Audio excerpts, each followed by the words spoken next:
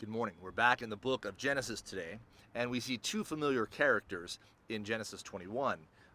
Hagar, Hagar and Ishmael on one side, and then in the next section, King Abimelech, who was kind of king over the Philistines in that region. And what's interesting to me about this section here is that both of these people, Ishmael's offspring and the Philistines, who Abimelech represents here, are at peace with Abraham. In fact, it's Abraham's wife Sarah that sends Ishmael and Hagar away because they're mocking Isaac. And I should say that's the important picture and scene we see in chapter 21 is the birth of Isaac. Now here is all the promise. Here's all the fulfillment that had been hoped for.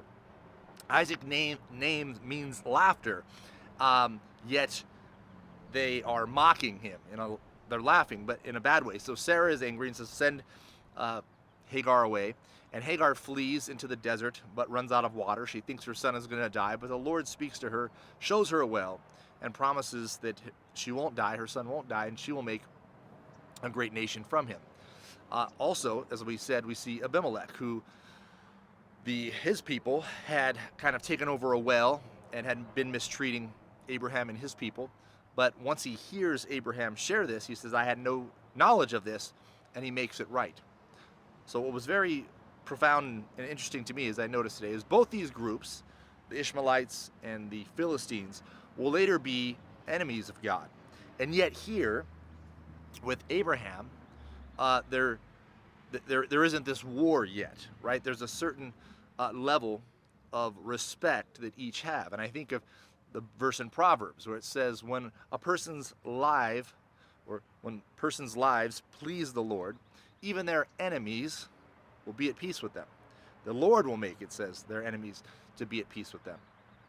And so obviously there are times where we can do things right and receive persecution, but in general, right, when we're walking before the Lord, when people see a genuineness of faith, even those who might disagree with us will have a certain reverence and respect for us.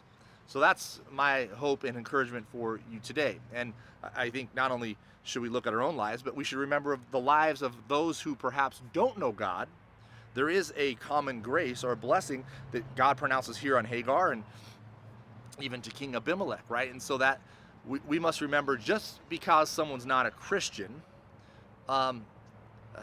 doesn't mean we should somehow mistreat them or look down on them or belittle them or look at them in any condescending way, because God was working in those situations even though they weren't part of his covenant people.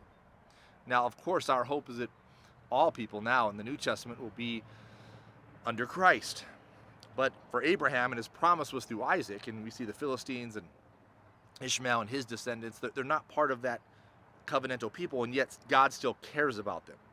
God still gives them temporal blessings. So it's, I guess, important for us to remember that in this day and age, those things still can be. But for us as his covenant people, we have this eternal hope. And I guess that should be our message, right? Is that God may bless people and countries, and you may have temporal blessings, but ultimately we want people to be part of that eternal family. And we want to live that out, and we want our enemies to be at peace with us. So we want to live in a certain way, not that they would disdain us because we're bragging, look how great we are, but rather we live humbly and lowly, that we may, as King Abimelech, say, hey, I didn't know this. This is wrong. You're treated this way. Let me make it right.